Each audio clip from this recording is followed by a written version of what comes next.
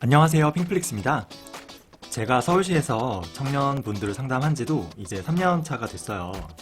거의 500에서 한 600명 정도 청년분들을 상담했는데요. 상담하면서 저도 사실 좀 많이 배웠거든요. 그래서 오늘은 2030 청년분들이 보면 좀 도움이 될 만한 이 상담 사례 몇 가지를 좀 공유해 볼까 해요. 자, 첫 번째 사례는 이제 20대 초중반의 직장인 초년생인데 이 취업 때문에 지방에서 서울로 올라와서 이제 친동생이랑 함께 자취를 하고 있었어요. 월세에 살고 있었는데 이제 임대료가 월 70만 원. 좀 부담되죠. 그래서 이 상담한 신청자가 40만 원 부담하고 이제 동생이 30만 원 부담하고 돈을 모으려고 하는 의지는 강하긴 했는데 이제 뭐 금융 지식이나 투자에 대한 지식 이런 거는 거의 없는 편이었어요. 근데 이게 상담하는 대부분의 청년들이 거의 뭐 마찬가지긴 해요. 저축률은 이제 소득 대비해서 한 30% 정도? 그러니까 이게 임대료 부담이 상당한 것 치고는 뭐 낮은 편은 아니었는데요. 또 조금 더 높일 수 있는 여지는 있어 보였어요. 이 투자 쪽은 친구 말 듣고 본인도 알지 못하는 이상한 주식, 잡주죠. 그리고 알트코인에 투자했다가 완전히 폭망한 이후로는 그냥 방치하고 더 이상 하지 않고 있었어요. 제가 이제 청년들을 상담해 보니까 가장 중요한 그 세 가지가 있는데요. 첫 번째는 일단 이분들의 주거비 부담을 낮추는 게 중요하고요. 두 번째는 소비 관리가 잘 안 돼요. 저축률을 좀 빨리 높여서 시드머니를 빨리 모아주는 게 중요한 것 같습니다. 세 번째는 이제 투자를 너무 좀 아예 안 하거나 좀 과도하게 하는 경향이 있는데 이 좀 투자에 대해서 올바른 가치관 심어주는 것도 중요한 것 같아요. 그래서 이 중에서 저도 처음엔 몰랐는데 이 주거비가 좀 크더라고요. 이 다 서울 사는 청년들이다 보니까요. 이 서울살이가 진짜 만만치가 않아요. 이 본가가 서울인 분들은 모르겠지만 이 지방에 계신 분은 이 주거 비용 때문에 저축하기가 쉽지가 않거든요. 지금 동생이랑 같이 부담하지만 70만 원 부담이 너무 크다. 이거 좀 전세로 좀 옮겨서 낮춰보자는 방안을 제시해 봤어요.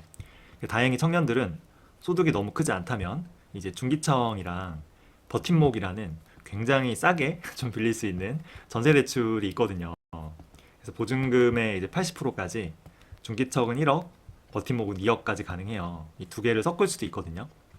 근데 이제 80%까지는 대출이 되는데 나머지 20%는 현금으로 가지고 있어야 되잖아요.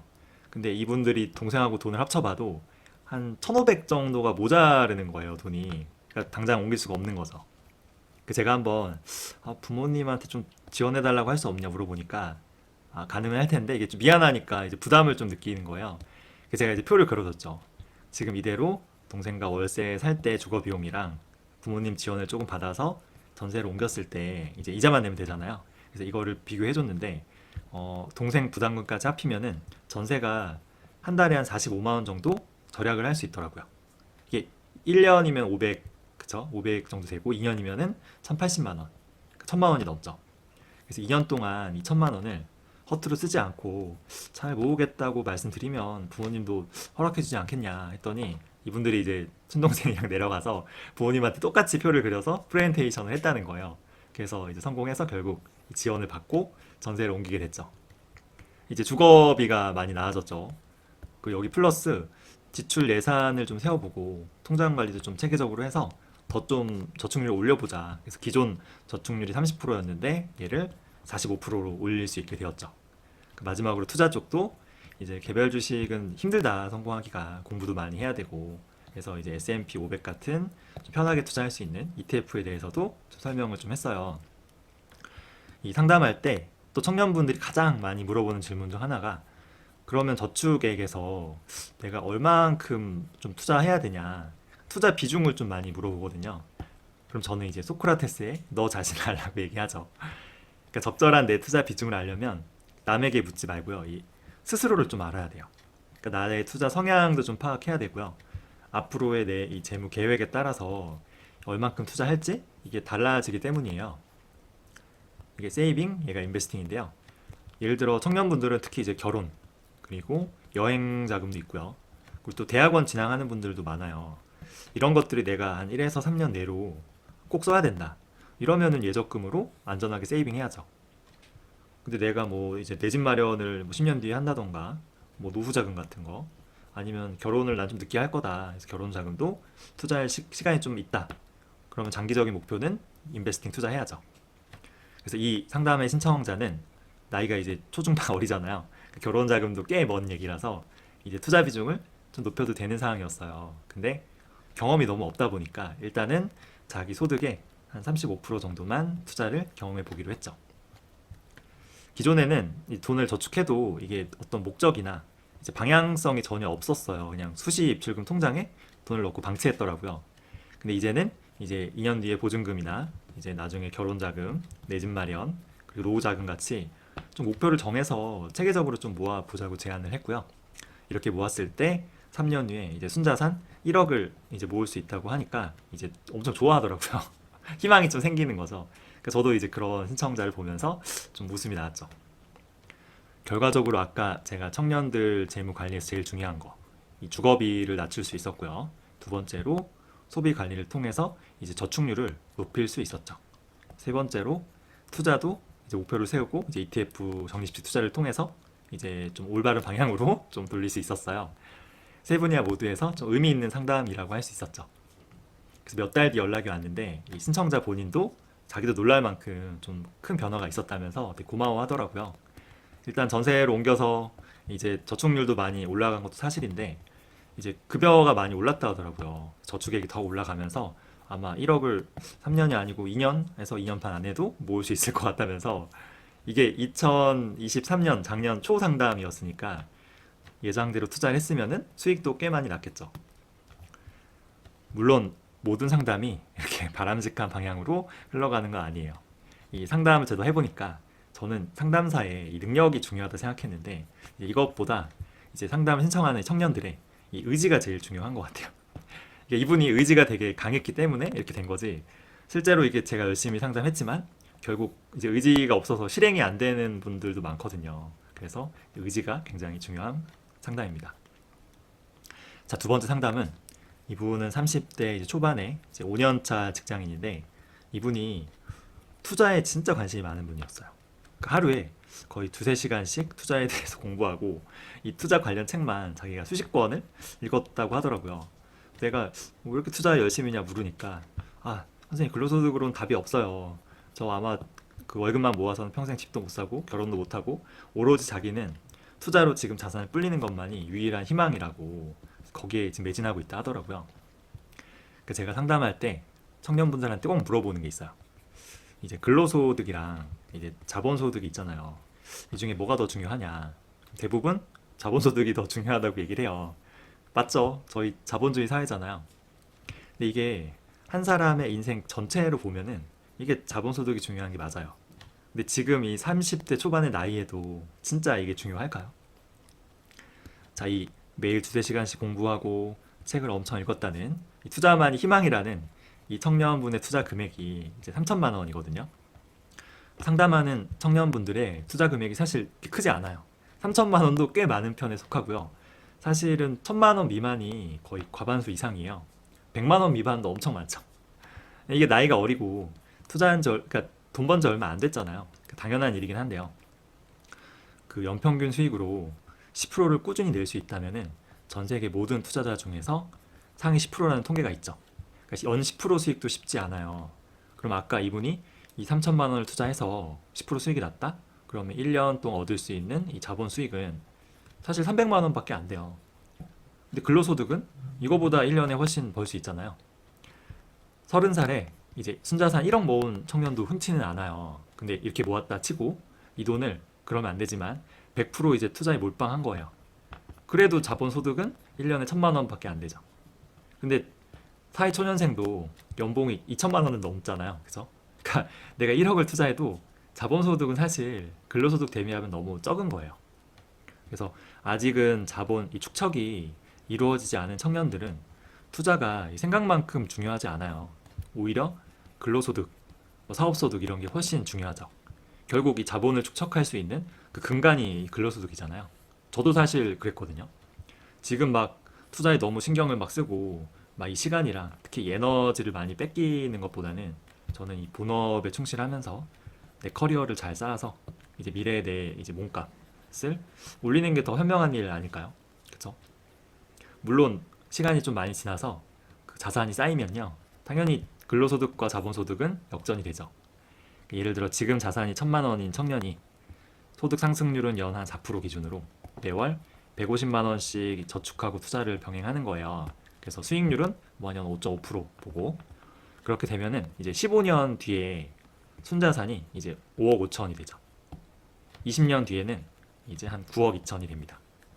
자, 순자산이 5억인데 내가 10% 수익을 냈다? 그러면 자본소득이 한 5천만 원 되잖아요. 물론 근로소득이 이것보다 더 높을 수는 있겠지만 그래도 5천만 원은 꽤 큰 돈이잖아요. 그죠? 20년 뒤에 9.2억이 내가 10% 수익을 냈다? 그러면은 자본소득이 근로소득을 넘어갈 수도 있죠. 시간이 더 지나서 30년 후에는 순자산이 20억을 넘거든요. 이때는 아마도 이제 자본소득이 근로소득을 역전하게 되겠죠. 그쵸? 일을 뭐 내가 60세 넘어서도 하기는 힘드니까. 그래서 이제 사회 초년생 기준으로 제가 이렇게 계산을 한번 해보면은 자본소득이 그래도 좀 의미 있는 규모가 되는 시점이 한 10에서 15년 정도? 물론 뭐 소득이나 저축률에 따라 다르겠죠. 그러니까 투자는 이때부터 중요해지는 거예요. 근데 지금 초년생 시절부터 매일 막 두세 시간씩 투자의 시간을 뺏기고 막 자꾸 막 업무 시간에 계좌 들여다보고 막 스트레스 받고 이 본업을 소홀하게 되면요. 이거는 바람직한 일이 아니죠. 그러니까 상담했던 청년분도 제가 이런 계산을 해주고 얘기를 해주니까 아, 뒤통수를 삥 맞은 것 같다고 하더라고요. 아, 진짜 투자가 지금은 이렇게 중요하지 않다는 걸 깨달은 거죠. 그래서 매월 그냥 투자는 ETF로 이제 적립식 자동 매수를 통해서 그냥 걸어놓고 이제 신경 끄겠다. 진짜 나 본업 열심히 성공하기 위해서 정말 노력하고 스스로에게 좀 투자도 많이 하겠다. 교육도 받고. 그쵸? 물론 뭐 자산이 10년에서 15년 후부터 중요하다고 했지만 뭐 지금부터 당연히 투자는 꼭 해야 됩니다. 왜냐하면 이게 지금부터 투자 안 하고 있다가 10에서 15년 후에 이제 투자를 요이땅 하면요. 투자 실패해서 폐가망신할 수도 있는 거예요. 지금 투자할 때는 아 10배, 20배 대박 내야지. 이건 아니고요. 이제 뭐 장기 투자나 뭐 적립식 투자나 올바른 투자 습관 기르고 시장이 이렇게 막 변동할 때도 흔들리지 않는 이 멘탈 훈련하고요. 꾸준히 이제 내 투자 경험 쌓는 게 중요하지 않을까 싶습니다. 자, 세 번째 상담은 이제 내가 돈을 이제 모으는 목표가 있잖아요. 이게 아, 내 집 마련 하나에만 꽂혀 있는 경우예요. 특히 지금 당장 집을 사야 한다는 이 강박관념에 사로잡힌 청년들이 많았어요. 그러니까 집값은 계속 앞으로도 오를 거다. 지금이 집값은 제일 싸다. 그러니까 지금 아니면 평생 난 집 못 사. 뭐 이런 생각 있잖아요. 이게 과거에 진짜 심했는데 이제 2022년에 말에 상담한 30대 초반 남자분이 있는데 이분이 이제 순자산이 1억 좀 넘게 모았어요. 꽤 잘 모은 거죠. 소득이 그렇게 크진 않았는데 매월 저축 금액이 200만 원으로 이제 준수한 수준이었어요. 저축률도. 근데 이제 지금 당장 집을 사야 된다는 이 생각에 사로잡혀 있는 거죠.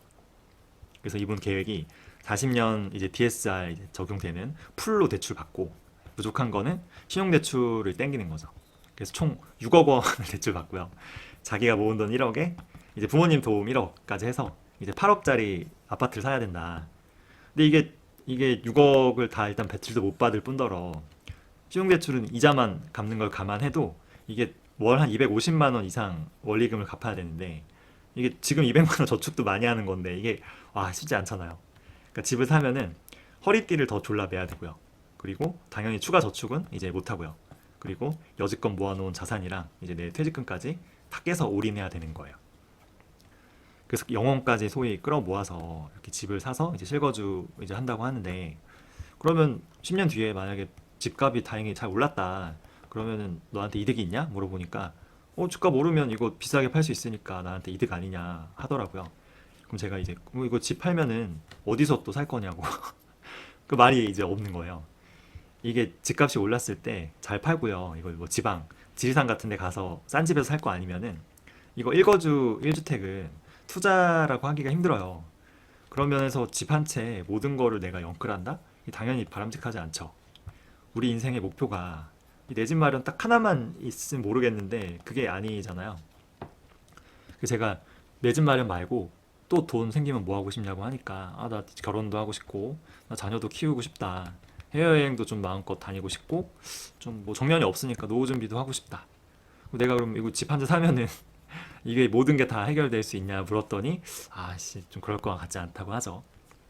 그러니까 우리 부모님 세대는 가능할 수도 있었겠죠. 그죠? 성장하는 시대였으니까.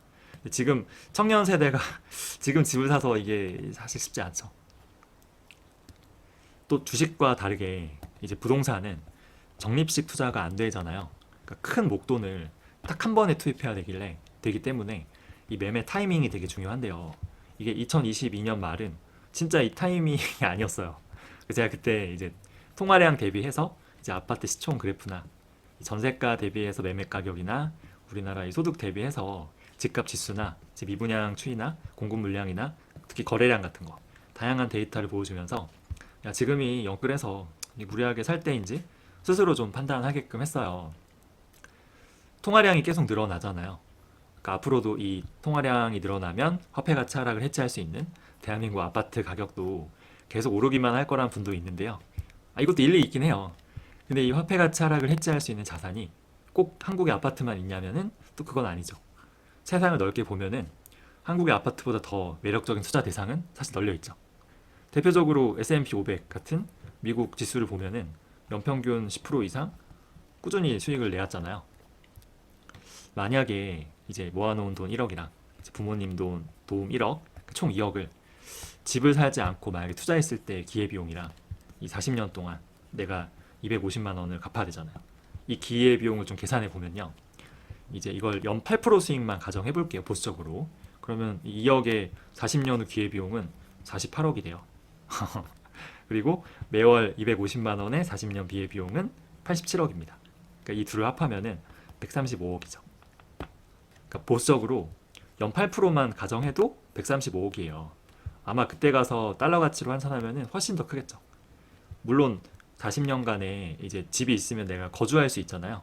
이 비용은 계산하지 않았기 때문에 이게 뭐 공정한 비교라고 할 수는 없는데 그래도 지금 내가 영끌에서 8억에 산 아파트가 40년 후에 내가 대출을 다 갚았을 때 이게 과연 얼마가 돼 있을까요? 이게 기회비용 측면에서 사실 현명한 선택은 아닌 거죠. 특히 이 40년 뒤에 이 노인들만 가득한 한국에서 이게 재건축이 가능할까요? 아마 힘들 것 같거든요. 물론 그렇다고 제가 뭐 평생 전월세만 살아야 된다 절대 아닙니다. 내 가족이 마음 편히 살 수 있는 내 집 마련 당연히 중요하죠. 근데 내 상황에 맞게 무리하지 않게 준비해야지. 이제 30살 초반이 1억 모았는데 뭐 40년 대출 풀 신용대출 풀로 땡겨서 상속까지 증여까지 받아서 영끌 그건 아니죠. 자, 상담이 끝나고 일주일 뒤에 연락이 왔어요. 이 청년이 곰곰이 생각해 보니까 선생님 말이 맞는 것 같다. 자기가 너무 조급했던 것 같다고 하더라고요. 이게 그때 당시가 그랬어요. 다들 집값이 올라서 이제 부자가 되었다고 하니까 와 이거 나만 이러다 혼자 벼락 거지 되는 거 아니야? 이게 너무 무서우니까 공포심 때문에 정상적인 판단을 할 수 없었다고 하더라고요. 그래서 자기도 이제 청년 행복주택이나 이제 임대주택 같은 거 신청도 해보고 이제 집을 조금 늦게 사더라도 시드머니를 좀 더 모으고 이제 S&P 500 같은 투자 자산 비중도 좀 키워보겠노라고 하더라고요. 이게 2022년 말이었어요. 그러니까 진짜 이때 영끌하지 않은 게 어떻게 보면 천만다행이었죠. 이 재무 상담이라는 거는 원래 신청자가 원하는 이제 목표를 잘 이룰 수 있게 좀 도와주는 거긴 해요. 그래서 내가 영끌하는 게 목표다 그러면 도와주는 게 맞긴 하지만 너무 이게 좀 한쪽으로 편중되거나 약간 비이성적인 이런 경우에는 좀 어느 정도 균형을 맞춰주는 것도 좀 필요하긴 한 것 같아요. 물론 이 청년분 말처럼 다들 이 집값이 올라서 이제 부자 되었다고 하고요. 이렇게 영끌 안 하면은 안 될 것 같은 이 사회적 분위기 있잖아요. 이런 거나 우리 경제 구조도 문제는 있긴 하죠. 자, 마지막으로 제가 상담이 끝나면 제가 여기서 많이 얘기했지만 꼭 당부하는 게 있어요, 청년들한테. 제발, 제발, 제발 이 원화자산 몰빵 좀 하지 마라. 그쵸? 이게 나아지고는 있는데요. 해가 갈수록 아직도 상당수 청년들의 자산은 그냥 원화 몰빵이에요. 대부분 청년들 자산이 어디 있냐면은 일단 전세보증금에 있고요. 그리고 이 예적금에 묶여 있죠. 대부분이 아니라 그냥 100% 이렇게만 있는 청년분도 진짜 많아요. 근데 이 와중에 투자를 하는데 또 국내 주식만 하는 청년들이 있거든요. 그러면은 이제 보증금, 예적금, 주식 모든 자산이 그냥 원화 몰빵이죠. 우리나라 원화는 너무 불안정한 화폐예요. 물론 최근에는 너무 환율이 단기간에 많이 오른 측면도 있는데 이게 단기적이 아니고요. 한 10년, 20년 후를 좀 생각해 보면은 장기적인 우리 원화의 가치는 앞으로도 계속 하락할 수밖에 없을 것 같아요. 환율이 오른다는 거죠. 그러니까 딱 30년 전에 94년 6월의 원달러 환율은 805원이었거든요. 그러니까 지금 시점이랑 비교해 보면은 30년 동안 원화 가치는 마이너스 72% 절하됐어요. 근데 문제는 이 수치가 아니고요. 이 30년이라는 기간이 우리나라 인구 구조가요, 굉장히 탄탄했던, 좋았던 시절이었다는 거예요. 앞으로 15년만 지나면은 우리 인구 구조는 굉장히 극단적이고 다시 불안정해지죠. 이 고령화 문제도 있고요. 이 부동산 가격 하락을 또 최대한 지탱하려고 할 거예요, 정부는. 결국 정부가 할 수 있는 거는 이 증세, 세금을 올리고 이 통화량을 늘리는 방법밖에 없거든요. 일본이 그렇게 이미 오래전부터 하고 있어요. 그럼 원화 가치는 어떻게 될까요? 그러니까 지난 14년 동안 이 달러 대비 일본 엔 환율이 마이너스 85% 절하됐다고 해요. 이게 우리 남의 일이 아니에요. 아직 오지 않았을 뿐이지. 게다가 우리는 일본보다 지금은 건강하지만 고령화 속도가 진짜 빠르고요. 그리고 일본 대비하면은 대외 자산이 많이 부족하죠. 더 심하게 올 수도 있는 거예요. 근데 어차피 뭐 이거 15년, 20년 후 일 아니냐, 왜 지금부터 고민해? 이런 분도 있는데, 자, 인구는 변하지 않는 미래고요. 이렇게 흘러갈 걸 누구나 다 알고 있어요, 지금부터. 그러면 환율이 딱 2040년 가서 그때부터 요이 땅 하고 이게 움직이지 않거든요. 모든 자산은 당연히 선반영이 되죠. 그쵸? 뭐 이미 지금부터 되고 있는지도 모르겠어요. 그쵸? 근데 세상 일이란 게 또 어떻게 변할지 모르니까 뭐 누구 말대로 동해 유전이 나올 수도 있고요. 제 예측이 틀릴 수도 있어요. 저도 틀렸으면 좋겠습니다. 그럼에도 내 자산을 아무리 그래도 원화에만 몰빵하는 거 이거는 피해야 돼요. 뭐 대표적인 게 달러 자산인데요. 달러 자산은 꼭 뭐 S&P 500 같은 미국 주식만 있는 건 아니에요. 뭐 미국 국채도 투자 손쉽게 할 수 있고요. 미국 이제 부동산, 리츠 같은 것도 손쉽게 투자할 수 있죠. 물론 단기간에 너무 환율이 많이 올랐고요. 또 미국 주식 가격도 너무 많이 올랐죠. 지금 원화 자산만 있는 분이 갑자기 달러 자산을 늘리면 부담이 있죠. 그렇게 하면 안 되고요. 근데 이 청년분들은 시간이라는 자산이 있잖아요. 그러니까 앞으로 천천히 조금씩 꾸준히 이 비중을 높이면 될 것 같습니다. 저는 이제 달러 자산 비중이 저 얼마 전에 계산해보니까 거의 80% 되더라고요. 전 너무 극단적인 케이스긴 하고요. 장기적으로 보면은 내 전체 자산의 한 최소 그래도 30% 정도는 달러로 보유하는 게 바람직하지 않나라는 생각도 들어요. 요새 유튜브나 커뮤니티에 유행하는 말이 있는데요. 내가 당장 이민은 솔직히 힘들잖아요. 그러니까 내 자산만이라도 먼저 이민 보내자. 그쵸? 이거죠. 자, 네 줄 요약해보면은, 제일 청년분들 중요한 거는 주거비를 다운시켜야 되고요. 소비 관리를 통해서 저축률을 올려야 됩니다. 그리고 좀 올바른 투자 방법을 좀 알려주는 게 중요하고요. 두 번째는 이제 근로소득이 중요하지 않은 게 아니에요. 지금 청년분들 때는 자본소득보다 근로소득이 훨씬 더 중요합니다. 대신에 이제 투자 경험은 꼭 쌓아야겠죠. 그리고 이제 내 집 마련에 이제 몰빵 영끌하는 거는 안 됩니다. 물론 또 이 원화 자산에만 몰빵하는 것도 얘도 금지죠. 그래서 적당한 밸런스가 중요한 것 같아요. 그 상담할 때 가장 많이 물어보시고 좀 헷갈려 하시는 게 이제 ISA 그리고 IRP, 연금저축, 세액공제, 그리고 퇴직연금, 뭐 DB, DC 뭐 이런 것들이 있어요. 이게 세금하고 관련돼서 그런데 얘는 제가 한번 다시 정리해서 영상을 좀 만들어 볼게요.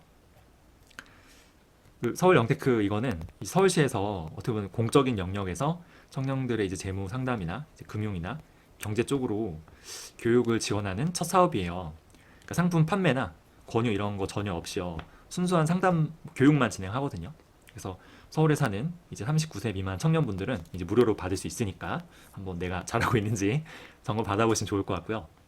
사실 근데 이 영상을 볼 정도면은 이런 상담이 필요 없을 수도 있죠. 주변에 이제 금융 문맹 친구들 많잖아요. 그런 분들한테 적극적으로 좀 홍보해 주셨으면 좋겠습니다. 준비한 내용 여기까지고요. 궁금한 내용이나 의견 있으면 편하게 좀 댓글 남겨주세요. 시청해주셔서 감사합니다.